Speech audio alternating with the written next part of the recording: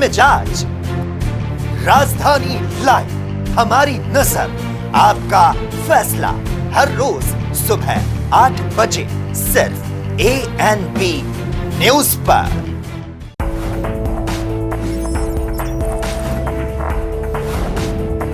कम break और ज्यादा खबरों के साथ देखिए ANP news in channel number पर। ANP न्यूज की एक विनम्र अपील।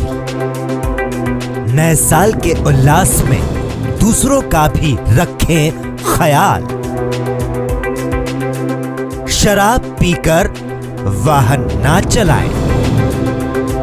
पिकनिक स्पॉट्स पर तेज लाउड स्पीकर ना बजाएं। खुश रहें और दूसरों को भी खुशियां बांटें। इस अपील के साथ आप सभी को ANP न्यूज की ओर से नए साल की हार्दिक शुभकामनाएं।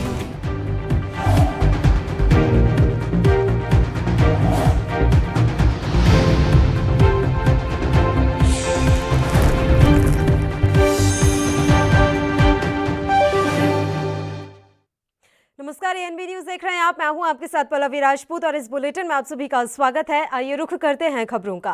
दुनिया भर में लोग नए साल के आगमन के लिए तैयार बैठे हैं। सभी लोग अपने अपने तरीकों से इसे विदा कर रहे हैं और आने वाले साल 2021 की तरफ उम्मीद भरी नजरों से देख रहे हैं। पूरी दुनिया में नए साल का जश्न अलग अलग समय पर मनाया जाएगा। नए साल 2021 ने सबसे पहले आर्कटिक देश टोंगा में कदम रखा है। उसके बाद न्यूजीलैंड में नए साल के जश्न की तस्वीरें सामने आई, जहां सुंदर आतिशबाजियों से पूरा आसमान जगमगा उठा।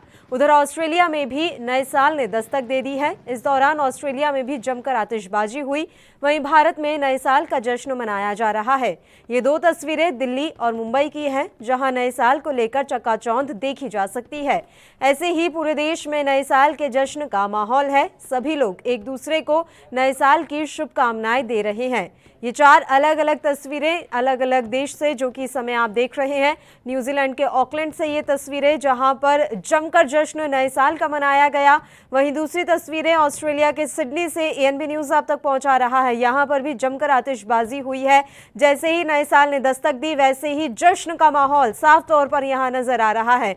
और चूंकि हमारे देश में अलग अलग शहरों में जो है नाइट कर्फ्यू लगा दिया गया है कोरोना के चलते, तो हमारे देश की राजधानी दिल्ली की ये तस्वीर इस समय टेलीविजन स्क्रीन पर देख रहे हैं। तीसरे नंबर की ये तस्वीर है। जगमग रोशनी तो है, लेकिन हाँ, लोगों की गैदरिंग नहीं है, अभी आतिशबाजी नहीं हुई है। और वहीं चौथी और आखिरी तस्वीर है देश की आर्थिक राजधानी मुंबई से।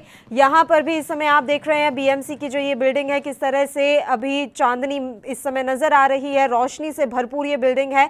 तो चार अलग अलग तस्वीरें इस समय आप अपने टेलीविजन स्क्रीन पर देख रहे हैं, जो नए साल का जश्न की इस समय आपको तस्वीरें दिखा रहे हैं।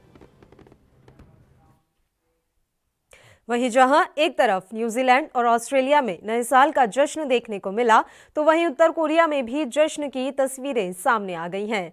यहां भी आतिशबाजी के साथ नए साल का स्वागत किया गया। इसके अलावा भारत की बात करें तो यहां नया साल शुरू होने से पहले ही लोगों में भारी उत्साह देखने को मिला है। तस्वीरें पश्चिम बंगाल के दुर्गापुर की है, जहां लोगों ने 31 दिसंबर की संध्या पर खूब जश्न मनाया और खुशी से नाचते दिखाई दिए।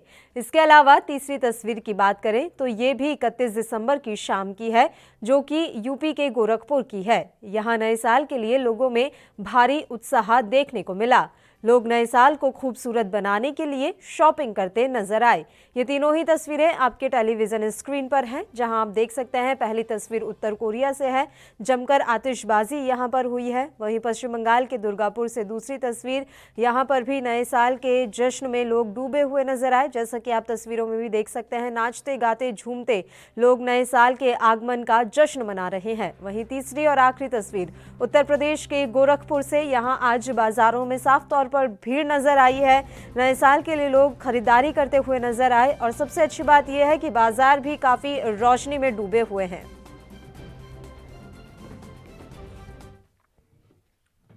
वहीं नए साल के जश्न के लिए जारी कर्फ्यू को देखते हुए गुरुग्राम पुलिस भी अलर्ट पर है। राजधानी के सबसे करीब होने के नाते cyber city Gurugram Delhi NCR के युवाओं के लिए पहले से ही पसंदीदा स्थान रहा है, लेकिन इस बार दिल्ली में पाबंदी के कारण युवा ज्यादा से ज्यादा गुरुग्राम की तरफ रुख कर सकते हैं। ऐसे में गुरुग्राम पुलिस भी नए साल के जश्न को लेकर चौतरफा सुरक्षा कवच तैयार कर रही है। गुरुग्राम पुलिस का कहना है कि जश्न मनाने वालों को कई एहतियात बरतने होंगे।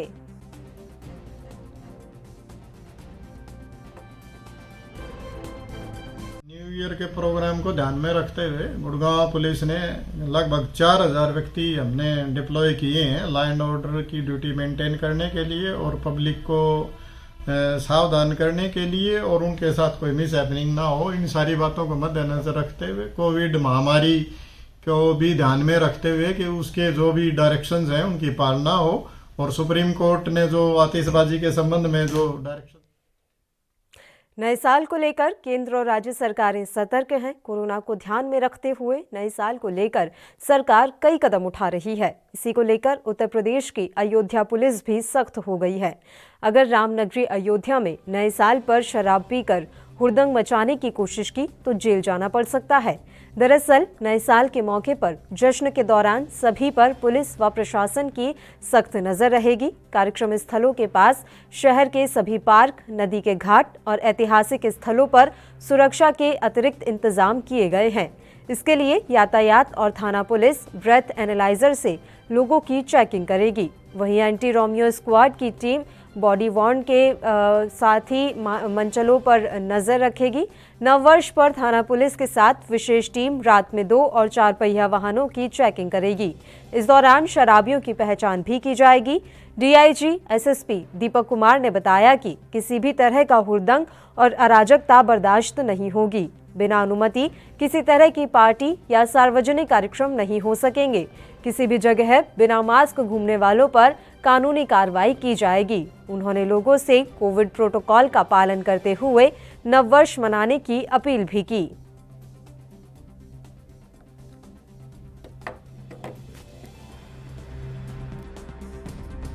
ये नए वर्ष पर जैसा हम सभी जानते हैं कि इस बार कोविड-19 के पेंडेमिक के कारण जो इस पूरे दुनिया में जिस तरह का माहौल है उसके देखते हुए विश्व के बहुत सारे देशों में नए वर्ष का जो कार्यक्रम है उस पर प्रतिबंध लगाया गया है।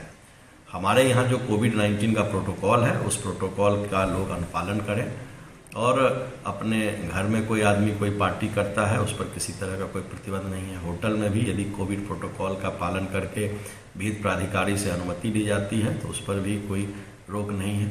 लेकिन जो भी प्रोटोकॉल है उसका लोग फॉलो करें। बाइक पर कहीं भी यदि लोग जाते हैं और हो हल्ला करते हैं, बिना मास्क से जाते हैं, तो उन पर हम लोगों के द्वारा कार्रवाई की जाएगी। और आपसे भी मेरा अनुरोध है कि मीडिया के माध्यम से मैं कहना चाहूँगा कि सभी लोग नए साल के जश्न की शुरुआत कड़ाके की ठंड के साथ होने की पूरी संभावना है। मौसम विभाग के मुताबिक नए साल के पहले हफ्ते में कई मैदानी राज्यों में बारिश ठिठुरन बढ़ा सकती है। विभाग के मुताबिक इस दौरान पहाड़ी इलाकों में बर्फबारी, मैदानी इलाकों में शीतलहर और कोहरा आम जनजीवन की परेशानी डबल कर सकता है। मौसम विभाग के मुताबिक 3 जनवरी 2021 से पश्चिमी हिमालय क्षेत्र और आसपास के मैदानी इलाकों में पश्चिमी विक्षोभ का सीधा असर होगा। इसके कारण 3 से 6 जनवरी के बीच पश्चिमी हिमालय क्षेत्र में बारिश और बर्फबारी की संभावना है। दिल्ली में गुरुवार सुबह घना कोहरा छाए रहने से विजिबिलिटी घटकर महज 50 मीटर रह गई और न्यूनतम तापमान भी 3.3 डिग्री सेल्सियस पर पहुंच गया, जो कि इस मौसम का सबसे कम तापमान है। मौसम विभाग के क्षेत्रीय पूर्वानुमान केंद्र के प्रमुख कुलदीप श्रीवास्तव ने बताया कि लगातार तीसरे दिन शहर में शीतलहर चल रही है।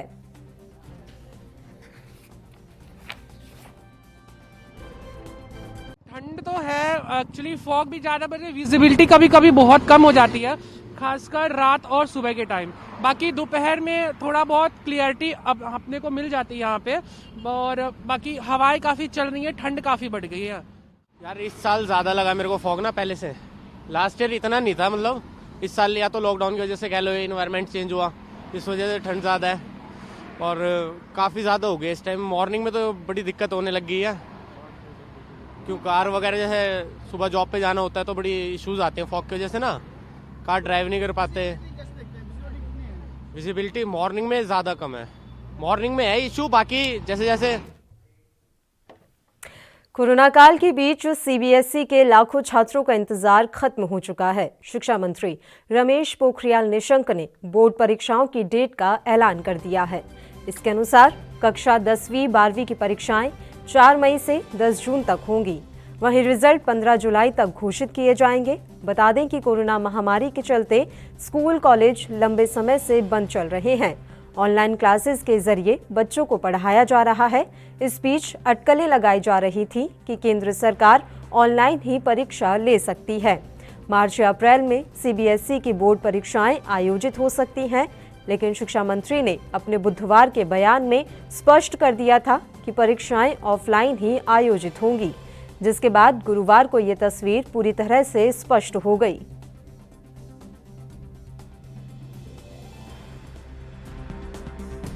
मैं समझता हूं कि आपके मन में ज़रूर है कि कब ये परीक्षा, हमने पहले भी कहा था जब पहले के संवाद में कि हाँ फरवरी तक आपकी कोई परीक्षा नहीं होगी, क्योंकि आपकी अनिश्चितता सी बनी है। जनवरी और फरवरी, जनवरी आ गया और पहले जनवरी फरवरी में प्रैक्टिकल भी शुरू हो जाते थे, परीक्षाएं शुरू हो जाती थी, तो मार्च तक वो पूरी होती थी। और इन परिस्थितियों में बहुत आपसे संवाद करने के बाद और व्यापक परामर्श करने के बाद अब हम लोग इस निर्णय पर पहुंचे हैं कि जो बोर्ड की परीक्षा है हमारी, वो बोर्ड की परीक्षा जो 10वीं और 12वीं की जो बोर्ड की परीक्षा है, वो बोर्ड की परीक्षा 4 मई से प्रारंभ हो जाएगी। और 4 मई से प्रारंभ होने वाली ये बोर्ड की परीक्षा हमको भरोसा है कि हम 10 जून तक इसको पूरा कर सकेंगे। और समय पर ही हम लोग कोशिश करेंगे कि हम समय पर उसके बाद कॉपियों का निरीक्षण कराएंगे और समय पर आपका रिजल्ट भी हम तैयार करके करना चाहेंगे। और परिणामों को घोषणा 15 जुलाई तक कर देनी चाहिए। प्रैक्टिकल की जो परीक्षाएं हैं वो आपकी 1 मार्च 2020 खत्म होने जा रहा है। इसके साथ ही नए साल की शुरुआत होने जा रही है। इस अवसर पर केंद्रीय मंत्री संतोष गंगवार ने गुरुवार को कहा कि मुझे आपको यह बताते हुए खुशी हो रही है कि एक अधिसूचना जारी की गई है। वर्ष 2019-20 के लिए हमारे 6 करोड़ से अधिक ग्राहकों को पीएफ राशि में 8.5% ब्याज मिलेगा। हमने ऐसी व्यवस्था की है कि आप इन लाभों को आज से प्राप्त करना शुरू कर देंगे। आपको बता दें कि नए साल से ठीक पहले करीब 6 करोड़ वेतनभोगियों को खुशखबरी मिली है। पीएफ सब्सक्राइबर्स को ईपीएफओ की तरफ से मिलने वाला यह ब्याज वित्त वर्ष 2019-20 के लिए होगा। इसके पहले इसी साल सितंबर में फैसला दिया गया था कि 8.5% ब्याज की इस रकम को 8.15 और 0.35% को 2 भागों में भेजा जाएगा।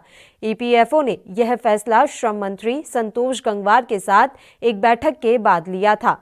श्रम मंत्रालय ने इसके लिए वित्त मंत्रालय को एक प्रस्ताव के तहत सहमति की मांग की थी। इस तरह से 2019-20 के लिए पीएफ खातों में 8.5% की ब्याज जमा कर दिया जाए।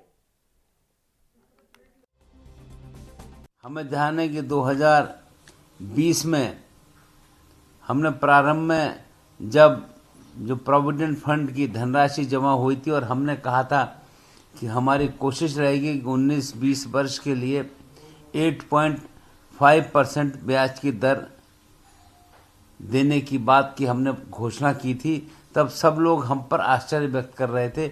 सब लोग ये कह रहे थे ये कैसे संभव हो पाएगा, और धीरे धीरे सबकी चिंता और बढ़ती जा रही थी। और आप सभी जानते हैं कि हमने इसको और पूरी सक्रियता के साथ ध्यान दिया, और आज मैं बहुत ही मजबूती के साथ अपने उस वायदे को पूरा करने के लिए आपके बीच में खड़ा हुआ हूँ। आप सभी जानते हैं कि इसमें 8.15 हिस्सा तो डेब्ट से आना था और शेष 0.35 इक्विटी से कैपिटल गेन के माध्यम से आना था। और उस परिस्थिति के संदर्भ में काफ़ी विचार विमर्श और वित्त मंत्रालय के साथ निरंतर परामर्श के बाद जो हमारा प्रस्ताव था, हमने उसको कहते हैं कि भगवान के प्रसाद में भेदभाव नहीं होना चाहिए, लेकिन जब प्रसाद को भी धर्म के आधार पर बांट दिया जाए तब क्या? जी हां, ऐसा ही मामला मध्य प्रदेश के उज्जैन से सामने आया है, जहां श्री महाकालेश्वर मंदिर में रोजाना 10,000 से अधिक श्रद्धालु दर्शन के लिए आते हैं। ऐसे में आने वाले श्रद्धालु महाकाल मंदिर में चढ़ने वाले शुद्ध घी से निर्मित लड्डू भी अपने साथ ले जाते हैं। लेकिन अब महाकाल के प्रसिद्ध लड्डू की पैकिंग पर आवाहन अखाड़े के महामंडलेश्वर ने सवाल खड़े किए हैं। उनकी आपत्ति इस बात से है कि लड्डू प्रसादी के पैकेट का ठेका मुस्लिम समुदाय को नहीं देना चाहिए। इस बात को लेकर महामंडलेश्वर ने मंदिर समिति को चेतावनी भी दी है। आपको बता दें कि महाकाल मंदिर में लड्डू की पैकिंग के लिए 2 फर्मों को ठेका दिया गया है, जिसमें एक पॉलीपैक और दूसरी पप्पू बॉक्स के नाम से है। पप्पू बॉक्स फर्म के मालिक मुस्लिम समुदाय से हैं और संत इसका ही विरोध कर रहे हैं। दरअसल इस विवाद का कारण 27 दिसंबर को उज्जैन में राम मंदिर निधि संग्रहण करने के लिए एक रैली निकाली गई थी, जिसको लेकर मुस्लिम समुदाय के कुछ लोगों ने पत्थर से रैली पर हमला कर दिया, जिसके चलते यह विवाद खड़ा हुआ है।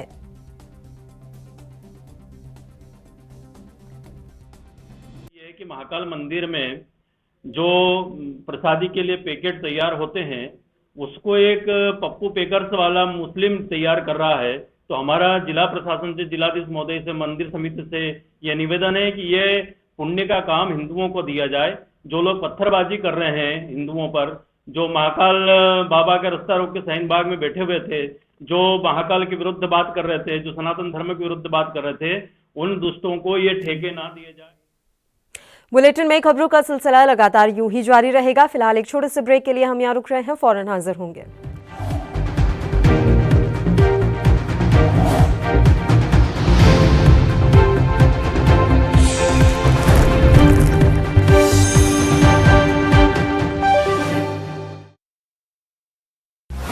तमाम खट्टी मीठी भूली बिसरी यादों के साथ अतीत का हिस्सा बनने से चंद कदम दूर है, और जब पुराना जाएगा तो नया आएगा।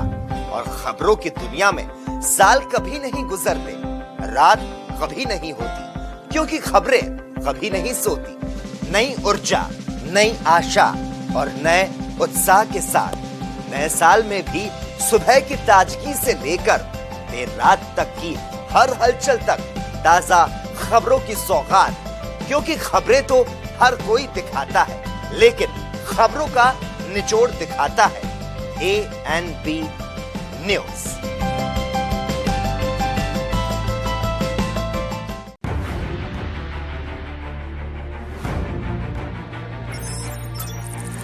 खबर चाहे सियासत की हो या सरकार की,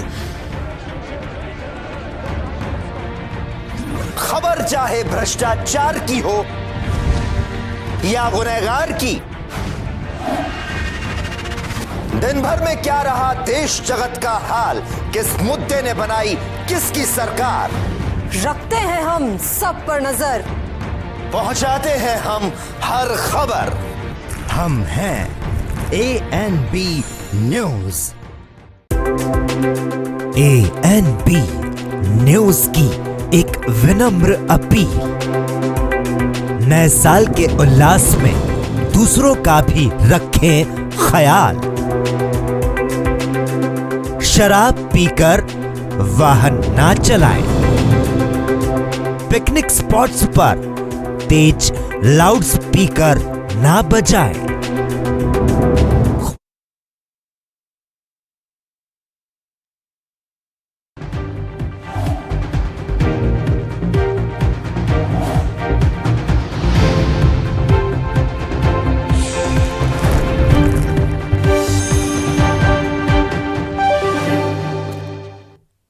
ब्रेक के बाद एक बार फिर से आप सभी का स्वागत है। बढ़ते हैं खबरों की ओर। पाकिस्तान के खैबर पख्तूनख्वा में बुधवार को भीड़ ने एक हिंदू मंदिर में तोड़फोड़ की।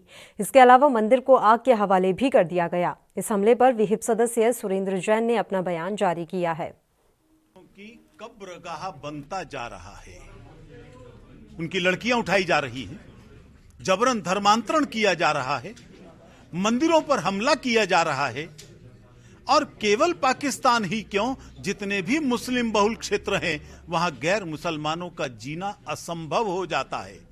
विचार करना पड़ेगा पाकिस्तान को भी, पूरे विश्व की राजनीति से अलग थलग पड़ जाएगा। दूसरे देश का मामला है, हम सीधे हस्तक्षेप नहीं कर सकते, लेकिन पूरे विश्व का हिंदू समाज आज गुस्से में है और इस गुस्से का परिणाम पाकिस्तान को भोगना पड़ेगा। उसे सोचना चाहिए क्यों पाकिस्तान और मुस्लिम जगह समाज का जो कट्टरपंथी तबका है वो पूरी दुनिया में क्यों अलग थलग पड़ता जा रहा है। यदि उन्हें उज्जवल भविष्य चाहिए, मंदिर तोड़ने की जगह मंदिर बनाने का काम करना चाहिए। मैं पाकिस्तान सरकार से मांग करता हूं, 1947 के बाद से लेकर अब तक जितने भी मंदिर टूटे उन सब मंदिरों का सर्वे किया जाए, वो मंदिर दोबारा से बनाए जाएं। लेकिन साथ साथ ये चेतावनी है CAA का विरोध करने वालों के लिए। अगर वो हिंदू जिनके मंदिर तोड़े गए पाकिस्तान में, जिनकी पाकिस्तान अपनी नापाक हरकतों से बाज नहीं आ रहा है और इसी कड़ी में एक बार फिर से पाकिस्तान ने पुंछ सेक्टर के किरनी और कस्बा क्षेत्र में फायरिंग की है और इस फायरिंग की आड़ में पाकिस्तान की ओर से आतंकियों की घुसपैठ करवाने की कोशिश की जा रही है। लेकिन इसी बीच भारतीय सेना ने मुस्तैदी दिखाते हुए पुंछ में नियंत्रण रेखा के पास भारत में घुसपैठ कर रहे एक पाकिस्तानी नागरिक को गिरफ्तार कर लिया है। पकड़ा गया शख्स आतंकी है या फिर आम नागरिक है, इसकी जांच की जा रही है।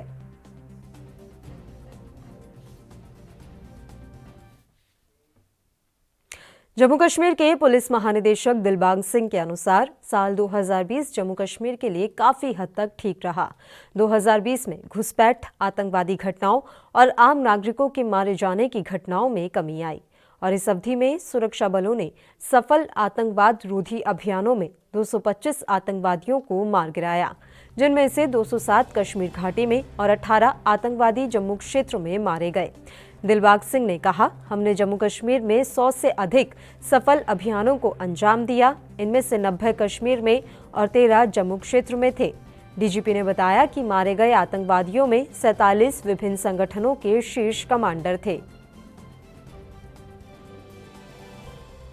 2020 था जम्मू कश्मीर पुलिस के लिए बहुत कामयाब साल रहा है। जम्मू कश्मीर के अवाम के लिए बाय एंड लार्ज अच्छा साल रहा है और अमन जो पहले से जो सूरत हाल उसकी बेहतर हुई है, इस साल में और भी उसको मजबूत करने का मौका मिला है।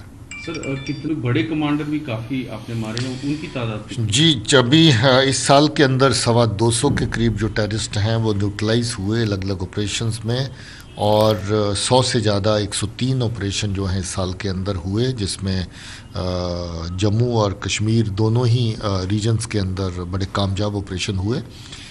टॉप कमांडर्स जो मारे गए हैं उनकी तादाद 50 के आसपास है और top commander in the sense के जो ए प्लस और A++ कैटेगरी के लोग थे, जो टॉप पोजीशन जो है अलग अलग टेररिस्ट आउटफिट्स के अंदर होल्ड कर रहे थे, वो सारे के सारे इसके अंदर न्यूट्रलाइज हुए हैं।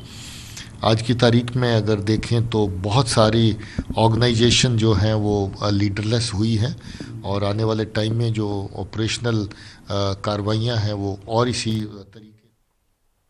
पंजाब के अमृत से कांग्रेस सांसद गुरजीत सिंह औजला ने प्रधानमंत्री नरेंद्र मोदी को एक पत्र लिखा है। इस पत्र में उन्होंने खालसा ऐड के संस्थापक रवि सिंह को बदनाम करने वालों के खिलाफ सख्त एक्शन की मांग की है। इस पत्र में औजला ने कहा है कि ये संगठन सरबत्ता भला के सिख सिद्धांतों पर आधारित है, जो हमेशा मानवता की भलाई चाहता है और किसान आंदोलन में भी ये संगठन यही काम कर रहा है।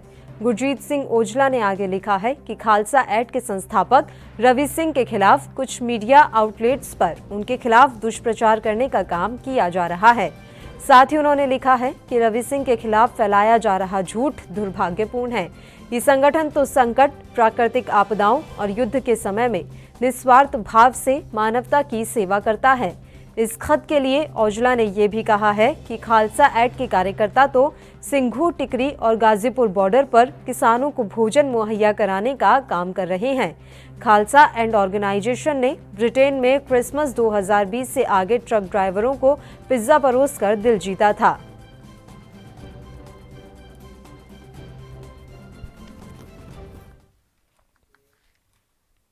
केंद्र सरकार द्वारा लाए गए कृषि कानूनों के खिलाफ किसान लगातार संघर्ष कर रहे हैं। इस कड़ाके की सर्दी के दौरान पंजाब के बरनाला में बीजेपी के जिला प्रधान के घर के सामने किसान सुखदेव सिंह की सोमवार को मौत हो गई थी, जिसके लिए किसान यूनियन उग्रहा ने सरकार और जिला प्रशासन से मृतक किसान के परिवार को 10 लाख मुआवजा, पूर्ण कर्ज माफी और परिवार के एक सदस्य को नौकरी देने की मांग की। 4 दिन बाद भी मांगे नहीं माने जाने पर किसान संगठन द्वारा डीसी दफ्तर बरनाला का शुक्रवार को घेराव करने का ऐलान किया। साथ ही डीसी दफ्तर के आगे रोष जाहिर किया गया। दिन ब दिन किसानों की संघर्ष के दौरान हो रही मौतों के लिए किसानों ने पंजाब और केंद्र सरकार को जिम्मेदार ठहराया है।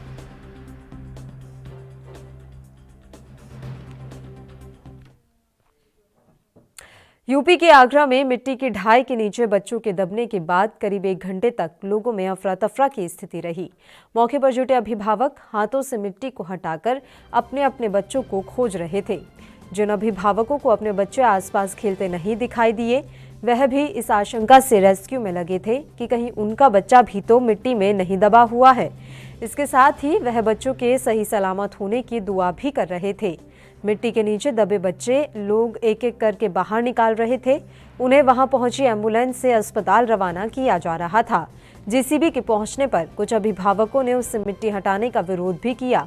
उनका कहना था कि जेसीबी से मिट्टी हटाने के दौरान नीचे दबे बच्चे घायल हो सकते हैं। बच्चों की हालत देख उनके अभिभावक वहीं पर बिलखने लगे।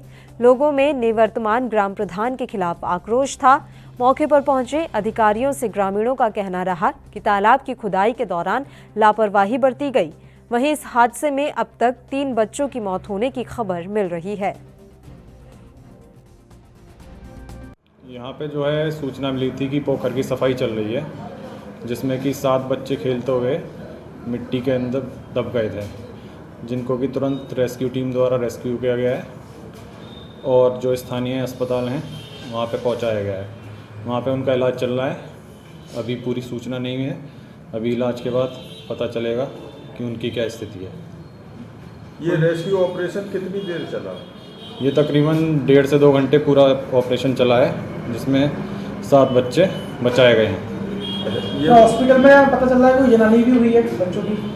अभी इसकी पुष्टि नहीं की गई है, लेकिन जहाँ तक है खबर सूचना मिल रही है कि 3 बच्चों की एक्सपायर। उत्तर प्रदेश के मुख्यमंत्री योगी आदित्यनाथ ने सत्ता संभालने के बाद सूक्ष्म, लघु एवं मध्यम उद्यम को बढ़ाने के प्रयास शुरू किए, जिससे आज उत्तर प्रदेश में कारपेट का निर्यात 5,000 करोड़ रुपए पहुंच गया है। इसमें से 4,000 करोड़ रुपए का निर्यात केवल भदोही से ही किया जा रहा है। मुख्यमंत्री ने 31 दिसंबर यानी आज 7.5 एकड़ क्षेत्र में 180 करोड़ रुपए लागत से निर्मित भदोही कालीन बाजार का शुभारंभ किया। इस एक्सपो बाजार के माध्यम से स्थानीय उद्यमी कारोबारी अपने उत्पादों की बिक्री और प्रदर्शन कर सकेंगे। साथ ही देश विदेश के खरीदारों और स्थानीय कालीन निर्माताओं को एक ही छत के नीचे व्यापार के अवसर सुलभ होंगे।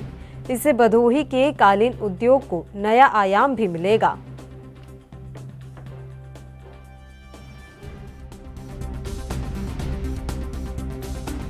कारपेट एक्सपो मार्ट के इस लोकार्पण के लिए हृदय से बधाई देता हूं।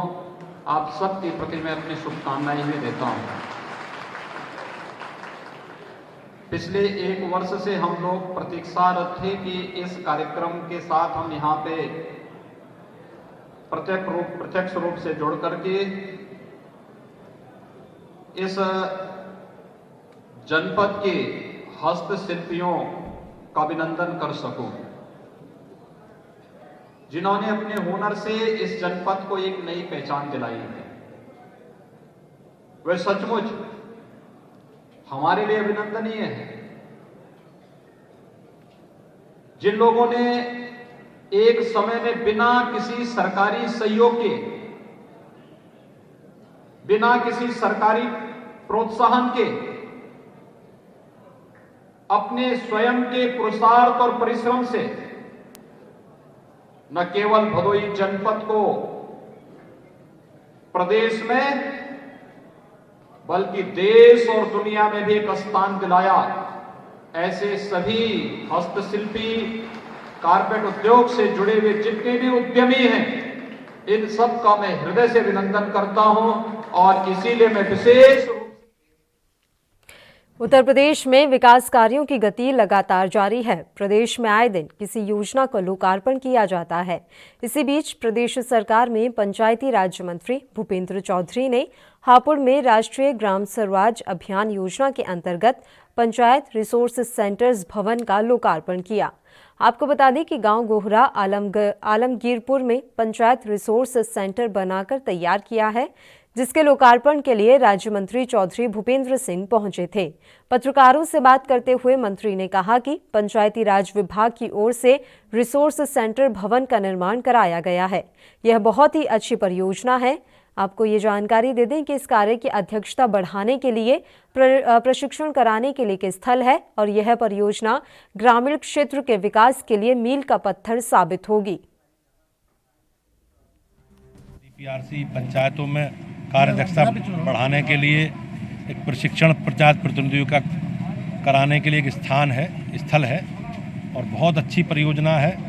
और ग्रामीण क्षेत्रों में पंचायत प्रतिनिधियों की दक्षता बढ़ाने के लिए, उनकी कार्य क्षमता बढ़ाने के लिए अनेकों प्रकार की जो योजनाएं हैं, उन योजनाओं के प्रशिक्षण के लिए ये भवन का शुभारंभ हुआ है। बहुत अच्छी परियोजना है। मैं सबको, इस जिले वासियों को, इस क्षेत्र के लोगों को बधाई देता हूं, शुभकामनाएं देता हूं और ये योजना ग्रामीण क्षेत्र के विकास के लिए मील का। हरियाणा सरकार ने सिंचाई और जल संसाधन विभाग के चीफ इंजीनियर गुलाब सिंह नरवाल को निलंबित कर दिया है। इसे लेकर हरियाणा सरकार की ओर से आदेश भी जारी कर दिए गए हैं। इसके अलावा HCS रूल्स 2016 नियम 7 के तहत कार्रवाई होगी। वहीं निलंबन के दौरान पंचकुला सेक्टर 5 स्थित मुख्यालय उनका कार्यालय रहेगा।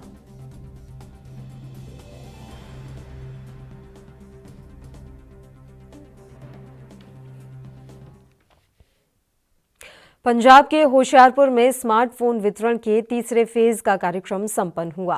कार्यक्रम के दौरान औद्योगिक एवं वाणिज्य मंत्री सुंदर श्याम अरोड़ा ने छात्रों को स्मार्टफोन वितरित किए। पत्रकारों से बात करते हुए सुंदर श्याम अरोड़ा ने बताया कि जिले में बच्चों की स्टडी में सहयोग होने वाले स्मार्टफोन वितरित किए गए। अधिकांश स्मार्टफोन का वितरण कर दिया गया है और शेष बचे फोन का वितरण भी जल्द कर दिया जाएगा। उन्होंने ये जानकारी दी कि पंजाब सरकार 12वीं कक्षा के छात्रों को आने वाले समय में स्मार्टफोन देगी, जिसके चलते मुख्यमंत्री कैप्टन अमरिंदर सिंह ने इसको लेकर ऐलान किया है।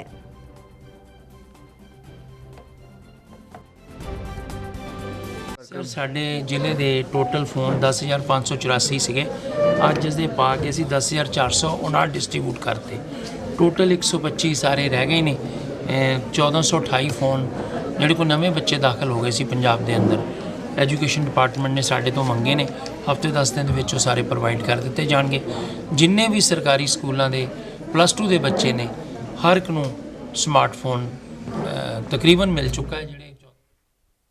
बेरोजगार अध्यापक यूनियन लगातार पंजाब सरकार के खिलाफ अपनी मांगों को लेकर धरना प्रदर्शन कर रहा है, लेकिन यूनियन की मांगों पर अभी तक ध्यान नहीं दिया गया। इसके चलते जिला संगरूर में बेरोजगार अध्यापक यूनियन ने अपनी मांगों को लेकर शिक्षा मंत्री विजेंद्र सिंह के घर के सामने धरना प्रदर्शन फिर से शुरू कर दिया है। यूनियन ने अपनी मांगे बताते हुए कहा कि पहले भी वह अपनी मांगों को लेकर प्रदर्शन करते आ रहे हैं, लेकिन इस बार वह तब तक यहां से नहीं उठेंगे जब तक उनकी मांगों को पूरा नहीं कर दिया जाएगा। दरअसल पंजाब में 20,000 से ज्यादा पोस्ट सरकारी अध्यापकों की खाली पड़ी है, लेकिन सरकार सिर्फ दर्जनों में ही नौकरियां निकाल रही है, जिससे बेरोजगार अध्यापकों का भविष्य खराब होता जा रहा है। इसके साथ ही उन्होंने ये भी बताया कि जब अध्यापकों की जरूरत है तब भी सरकार नौकरियां नहीं निकाल रही। इसी के चलते इस बार बड़े स्तर पर प्रदर्शन करने जा रहे हैं। साडा काफ़ी समय तो संघर्ष चलता सरकार पंजाब सरकार के विरुद्ध भी सानू असी 25 तो 30 हज़ार के करीब SST हिंदी पंजाबी वाले हैं जिन्होंने टैट पास किया होया और B.Ed तो बाद 2 साल का टाइम लंघ गया। सरकार को सानू सरकार ने महज 100 पोस्टां दित्तियां ने जिन्हां दे उत्ते असी 25 तो लैके 30 हज़ार के करीब बंदा बैठे हैं और जेड़े अज जेड़े परसों और चौथे पेपर होया साडा जेड़े 130 नूं क्रॉस 150 चो 130 और 35 नूं क्रॉस करते हैं और 2-2 पोस्टां आ रही ने सानू कैटागरी वाइज। सरकार तो साडी डिमांड आ भी जिन्नियां साडियां घट्टो घट्ट सानू 7,500। बुलेटिन में फिलहाल वक्त हो चला है एक छोटे से ब्रेक का। ब्रेक के उस पार खबरों का सिलसिला लगातार यूं ही जारी रहेगा। आप देखते रहिए ANB न्यूज़।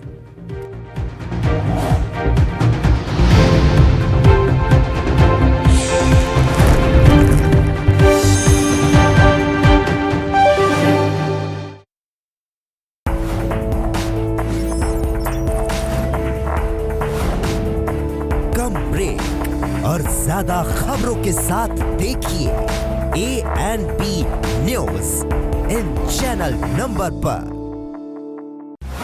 तमाम खट्टी मीठी भूली बिसरी यादों के साथ अतीत का हिस्सा बनने से चंद कदम दूर है, और जब पुराना जाएगा तो नया आएगा।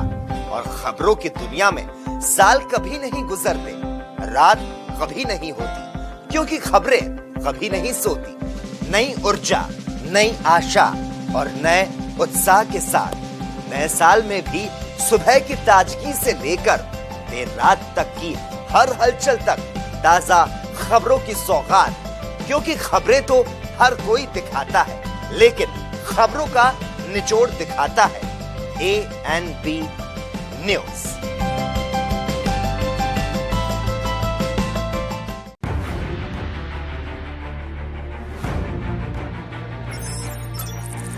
खबर चाहे सियासत की हो या सरकार की,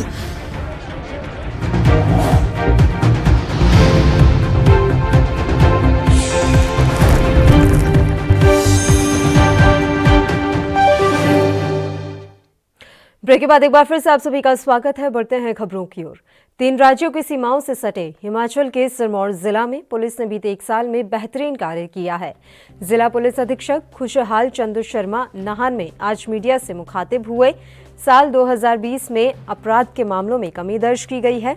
जिले में पूरे साल के दौरान कुल 1200 मामले दर्ज हुए हैं, जबकि साल 2019 में ऐसे मामलों की संख्या 1400 थी।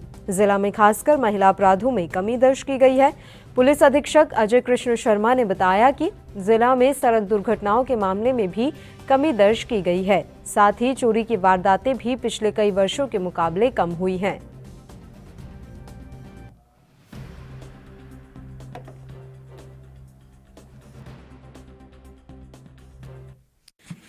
सबसे पहले सबको नव वर्ष की शुभकामनाएं जिला सिरमौर पुलिस की ओर से। जिला सिरमौर में 2020 में कानून व्यवस्था जो है काफ़ी अच्छी और संतोषजनक रही है। यहाँ के लोग, जनता यहाँ की जो है वो कानून का पालन करने वाली है। अगर हम अपराधों पर दृष्टि डालें तो जिला सिरमौर में अपराधों में कमी आई है पिछले वर्ष की तुलना में। खासकर जो क्राइम अगेंस्ट वीमेन है, महिलाओं के प्रति अपराध है, सिर्फ रेप केसेस को छोड़ के रेप केसेस लगभग बराबर रहे हैं, 3-4 केस ज़्यादा हैं। बाकी केसेस में जो है वो कमी आई है। चोरियों में कमी आई है, सेंधमारी में कमी आई है, और NDPS, excise act, mining act वगैरह में कार्रवाई हमारी बढ़ी है, जो कि एक पॉजिटिव साइन है। और कोविड-19 को मैनेज करने में प्रदेश भर की पुलिस ने भी और जिला पुलिस ने इसमें जो भगवान कृष्ण की नगरी मथुरा में नववर्ष पर देश विदेश से आने वाले श्रद्धालुओं की सहूलियत को ध्यान में रखते हुए यातायात पुलिस ने ट्रैफिक प्लान बनाया है। ट्रैफिक प्लान के मुताबिक सभी प्रवेश मार्गों पर श्रद्धालुओं के वाहनों के प्रवेश पर पाबंदी लगाई गई है। वृंदावन के सभी प्रवेश मार्ग 31 दिसंबर से 2 जनवरी 2021 तक बंद रहेंगे। नववर्ष को लेकर प्रशासन द्वारा जगह जगह चेकिंग अभियान चलाया जा रहा है।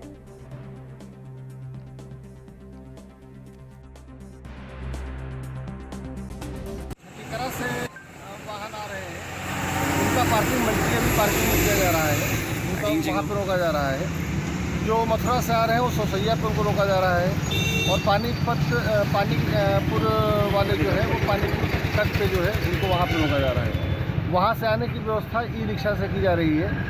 इसके अलावा हमारी पार्किंग वैष्णो देवी माँ पार्किंग के सामने, वैष्णो देवी माँ के सामने जो पार्किंग है वहाँ पे है, दारुक पार्किंग है, TFC पार्किंग है, और इस तरह से कई पार्किंग बनाई गई हैं। एक गौशाला है, हासाराम गौशाला, हासानंद गौशाला, वहाँ बनाई गई है। पार्किंग व्यवस्था की गई है। बाकी यहाँ एक्स्ट्रा फोर्स लगाया गया, काफ़ी मात्रा में लगाया गया है, ताकि मंदिरों के आसपास आने वाले श्रद्धालु। नए साल की दस्तक के साथ ही देश में अब कोरोना वैक्सीन को लेकर बड़ी तैयारी शुरू हो गई है। भारत सरकार ने फैसला लिया है कि 2 जनवरी से देश के हर राज्य में कोरोना वैक्सीन का ड्राई रन किया जाएगा। स्वास्थ्य मंत्रालय ने गुरुवार को बैठक में ये फैसला लिया। अब तक देश के 4 राज्यों में ही ऐसा ड्राई रन किया गया था, जिसमें पंजाब, असम, गुजरात और आंध्र प्रदेश में किया गया था। चारों राज्यों में ड्राई रन को लेकर अच्छे रिजल्ट सामने आए थे, जिसके बाद अब सरकार ने पूरे देश में इस ड्राई रन को लागू करने का फैसला किया है।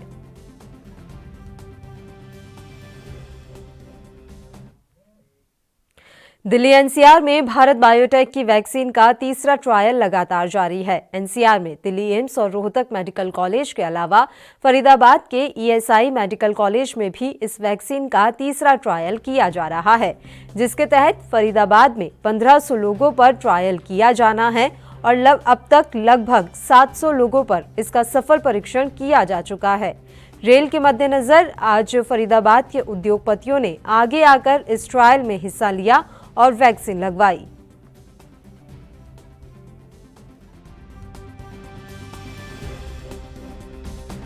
देखिए, हम रियली इनके लिए बहुत ही थैंकफुल हैं, शुक्रगुजार हैं, क्योंकि ये लोग एक एग्जाम्पल सेट कर रहे हैं। कई जगह लोग ये ना फील करें कि सिर्फ ये वर्कर्स और अदर स्टाफ आ रहे हैं। Means it's setting an example कि लीडिंग फ्रॉम द फ्रंट इस आज के पैंडेमिक टाइम में अगर ये कोवैक्सीन ट्रायल में पार्टिसिपेट कर रहे हैं, तो ये एक देश को मैसेज दे रहे हैं कि हम सब आज देश के साथ हैं इस कोविड लड़ाई में, क्योंकि ये ट्रायल सक्सेसफुल होगा, इसकी लाइसेंस मिलेगी, तभी ये लोगों को वैक्सीन अवेलेबल होगी। तो हम really we are grateful to these industrialist कि ये लोग आ रहे हैं और इसमें खुद सामने से पार्टिसिपेट करें। इससे मैसेज यही जाएगा कि बाकी लोग भी इसमें सामने आए और पार्टिसिपेट करें। अच्छा सर, किस तरह की जो है इसमें प्रक्रिया रहेगी और उसके बाद कितने दिनों तक जो है अपने सेफ्टी प्रिकॉशन वगैरह इस्तेमाल करने होंगे जो पेशेंट है जिसको आप वैक्सीन करा रहे हैं? देखिए, ये जैसे फेज 3 ट्रायल है, मतलब कि फेज 1 और फेज 2 ट्रायल सक्सेसफुल रहा है, तभी गवर्नमेंट इसको फेज 3 की इजाजत दी है। तो फेज 3 ट्रायल में 25,800 लोगों पर 23 सेंटर पूरे इंडिया में है। दिल्ली एनसीआर में 3 सेंटर है,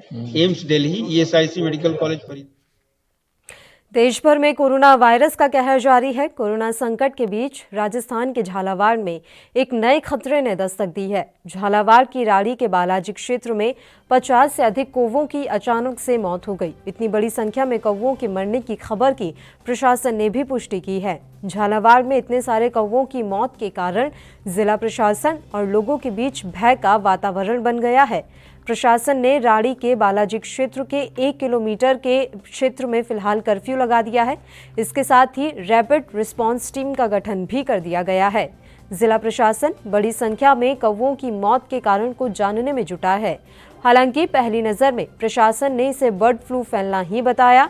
रैपिड रिस्पांस टीम ने नमूने की जांच शुरू कर दी है। प्रशासन की ओर से मिली जानकारी के अनुसार संबंधित क्षेत्र के पोल्ट्री फार्म और पोल्ट्री शॉप से भी सैंपल लिए जा चुके हैं।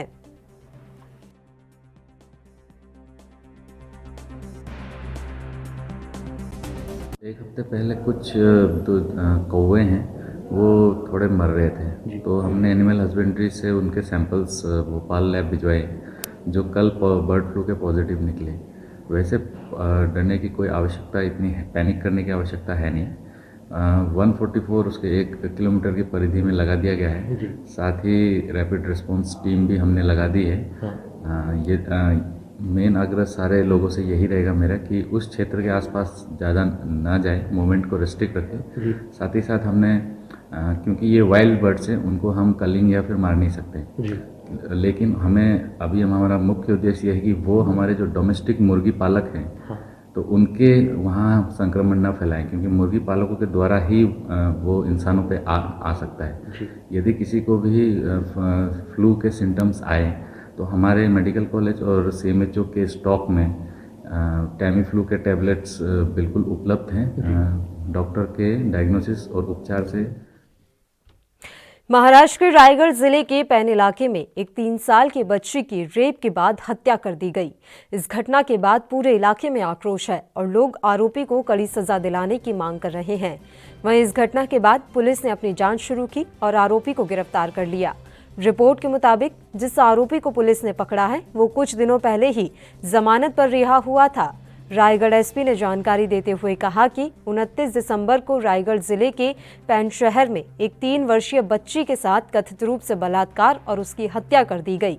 इस मामले में स्पेशल टीम ने आरोपी को गिरफ्तार किया है। मामले की जांच शुरू की गई है। रिपोर्ट के मुताबिक आरोपी इस घटना को अंजाम देने से ठीक 10 दिन पहले ही एक दूसरे रेप केस में जमानत पर छूटा था।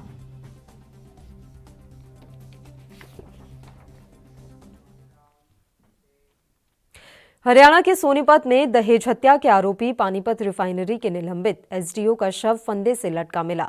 निलंबित एसडीओ सोनीपत जिला कारागार में बंद थे। उनका शव बैरक में पंखे पर फंदे से लटका हुआ था। आरोप है कि उन्होंने बुधवार देर शाम बैरक में फर्श पर बाल्टी रखकर पंखे से फंदा लगा लिया। कारागार प्रशासन की सूचना पर पुलिस ने ड्यूटी मजिस्ट्रेट की निगरानी में कार्रवाई की। शव को उतरवाकर पोस्टमार्टम के लिए भिजवा दिया गया है। पुलिस मामले की जांच कर रही है।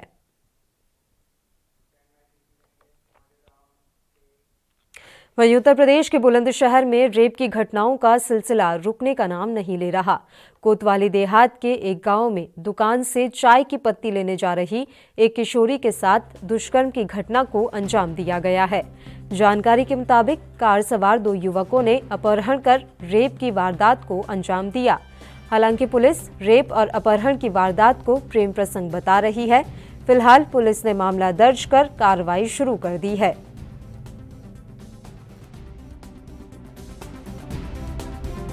5 दिसंबर को थाना कोतवाली देहात जनपद बुलंदशहर के एक गांव की एक अवयस्क लड़की गांव के ही एक लड़के के साथ, जिसके साथ उसके प्रेम प्रसंग थे, बस से नोएडा चली गई थी और 26 तारीख को लगभग 21 दिन बाद लड़के के पिता उस लड़की को और अपने लड़के को लेकर के नोएडा से गांव आए और उन्होंने लड़की के परिजनों को लड़की को सुपुर्द किया और कहा कि आप जो कार्रवाई करना चाहते हैं करें। 2 दिनों तक लड़की का पिता कोई कार्रवाई नहीं करना चाहता था। थाने को किसी प्रकार की कोई सूचना न तो 5/12 को और न ही 29/12 तक इस संबंध में दी गई। मैं दुकान पे जा रही थी शाम के 7 बजे। हाँ, सौदा लेने के लिए, तो एक जन ना पीछे से आया, मेरे मुंह नीचा, मुझे गाड़ी में घेर दिया, मुझे ले गए नवेदा। फिर नवेदा ले गई मुझे। यूपी के सिद्धार्थनगर के बर्डपुर ब्लॉक के बिसुनपुरवा गांव का एक मामला सामने आया है, जहां पर मनरेगा का काम नाबालिग बच्चों से करवाया जा रहा है। लगभग 300 मीटर का इंटरलॉकिंग के कार्य में भारी हेरफेर का मामला भी सामने आया है। ग्रामीणों के अनुसार इस सड़क का निर्माण दोबारा करवाया जा रहा है। इससे पहले भी यह सड़क ग्रामीण अभियंत्रण विभाग के द्वारा बनाई जा चुकी है। वहीं इस निर्माण में सबसे बड़ी लापरवाही नाबालिग बच्चों से कार्य करवाने की है। पूरे मामले पर जिले के मुख्य विकास अधिकारी का कहना है कि इस मामले की जांच की जाएगी। आपके द्वारा मामला जो है संज्ञान में लाया गया है। इस मामले को एक बार जांच कराई जाएगी। इसको चेक करा लेंगे कि क्या दोबारा बन रहा है और कहाँ क्या बाल श्रमिकों से काम किया जा रहा है, और अगर ऐसा पाया जाता है तो जो भी संबंधित जिम्मेदार हैं उनके खिलाफ।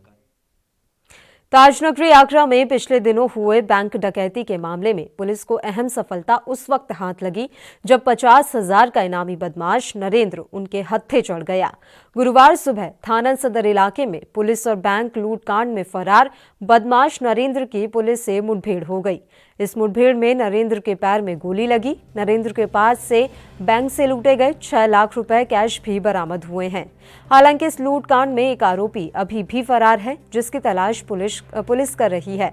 गौरतलब है कि 15 दिसंबर की शाम 4 लुटेरों ने इंडियन ओवरसीज बैंक से 57 लाख रुपए लूट कर फरार हो गए थे। इस मामले का खुलासा करते हुए पुलिस ने बैंक कर्मचारी समेत 3 लोगों को गिरफ्तार किया। पुलिस के मुताबिक डकैती बैंक के 4th श्रेणी कर्मचारी ने ही डलवाई थी।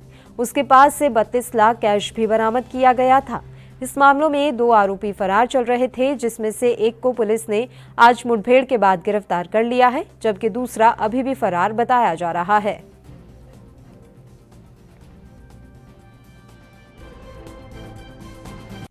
बीते कुछ दिनों पहले कुछ लूट और चोरी की घटनाएं शहर के अंदर हो रही थी। इसी क्रम में श्रीमान वरिष्ठ पुलिस अधीक्षक महोदय द्वारा लगातार चेकिंग के आदेश, रात्रि चेकिंग के आदेश दिए गए थे। इसी क्रम में थाना सदर में पड़ने वाली जो रोहता नहर है उसके पास एक बैरियर डाल के उसी क्रम में 2 व्यक्ति मोटरसाइकिल न सवार पुलिस ने उनको रोकने की जब कोशिश की तो वो नहीं रुके, उनको वार्निंग भी दी गई। उसी क्रम में उन्होंने फायरिंग शुरू कर दी। जवाबी कार्रवाई में मुठभेड़ में एक अपराधी को गोली लगी है। उसने अपना नाम बाद में नरेंद्र बताया है। दूसरा जो व्यक्ति है उसने अपना नाम उसने उत्तर प्रदेश में ग्रेटर नोएडा के दादरी थाना क्षेत्र में बुधवार की दोपहर बदमाशों ने एक चावल व्यापारी से लगभग 13 लाख रुपए लूट लिए। अपर पुलिस उपायुक्त विशाल पांडे ने बताया कि चावल व्यापारी राकेश कुमार अग्रवाल अपनी कार से जा रहे थे। इसी दौरान बाइक सवार अज्ञात बदमाशों ने दादरी थाना क्षेत्र में उनकी कार को रोक लिया और हथियार के बल पर उनसे 13,20,000 रुपए की नकदी लूट ली। उन्होंने बताया कि पुलिस मामले की जांच कर रही है। आज दादरी थाना क्षेत्र में बिसाड़ा रोड पे चावल के व्यापारी राकेश अग्रवाल, इनका कहना है कि स्विफ्ट कार से गाजियाबाद के लिए जा रहे थे। तो 4 बदमाश जो 2 बाइक पे थे, एक बाइक में ओवरटेक किया, एक बाइक पीछे रह गई। इन लोगों ने ओवरटेक करके और हमसे 13,20,000 रुपया ले लिया। किसी प्रकार की कोई फायरिंग नहीं हुई है, कोई मारपीट नहीं हुई है। अभियोग पंजीकृत किया जा रहा है और घटना का शीघ्र अनावरण किया जाएगा। मैं अपनी दुकान बिसाड़ा रोड पे गाजियाबाद बैंक में जा। उत्तर प्रदेश में साइबर क्राइम की घटनाएं बढ़ती जा रही हैं। सोशल मीडिया पर आए दिन फर्जी आईडी बनाकर लोगों को गुमराह करने की खबरें सामने आती हैं। ऐसी ही एक खबर फिरोजाबाद के थाना उत्तर से सामने आई है, जहां साइबर सेल पुलिस ने साइबर अपराधी को गिरफ्तार किया है। यह आरोपी छात्रा और महिला टीचरों की फर्जी आईडी बनाकर सोशल मीडिया पर लोगों को ब्लैकमेल करता था। पुलिस का दावा है कि पकड़ा गया आरोपी नामी गिरामी स्कूल की छात्राओं और महिला टीचरों की फर्जी आईडी के माध्यम से लोगों को अश्लील मैसेज और वीडियो फोटो भेजता था, जिसकी शिकायत पर पुलिस ने कार्रवाई कर आरोपी को गिरफ्तार किया है। आरोपी जौनपुर जिले का निवासी बताया जा रहा है और पुलिस ने इसे दिल्ली से गिरफ्तार किया है। थाना उत्तर जनपद फिरोजाबाद का है। इसमें कुछ दिनों पहले एक मामला रजिस्टर किया गया था, जिसमें एक अज्ञात साइबर अपराधी के द्वारा कुछ नामी गिरामी स्कूलों की तमाम नाबालिग लड़कियों को और शिक्षिकाओं का फर्जी आईडी क्रिएट करके फेसबुक पर और उनको अश्लील मैसेजेस भेजे जा रहे थे। उनको पहले फ्रेंड रिक्वेस्ट भेजी जा रही थी। फ्रेंड रिक्वेस्ट एक्सेप्ट ना करने पर उन्हीं के फ़ोटोग्राफ्स के इस्तेमाल से फ़र्जी आईडी क्रिएट करते हुए उनके सगे संबंधियों को, उनके फ्रेंड्स को अश्लील मैसेजेस, वीडियोस इत्यादि भेजे जा रहे थे। वो लड़कियां काफ़ी परेशान थीं, शिक्षिकाएं भी काफ़ी परेशान थीं। उन्होंने कंप्लेंट की थी। हमने अपने साइबर सेल के एक्सपर्ट मिस्टर सिसोदिया को, अभय सिसोदिया को इस काम में लगाया था। उन्होंने और उनकी टीम ने काफ़ी मेहनत करके फेसबुक USA से कॉन्टैक्ट स्थापित करते हुए सारी सूचनाएं मंगाई और इस साइबर अपराधी जो अज्ञात में नामजद मध्य प्रदेश के रीवा में जहां एक और अपराधी अपराध को बढ़ावा देने के लिए दिन प्रतिदिन नए नए हथकंडे अपना रहे हैं, तो वहीं दूसरी ओर रीवा पुलिस अपराधियों पर शिकंजा कसने की लगातार कोशिश कर रही है।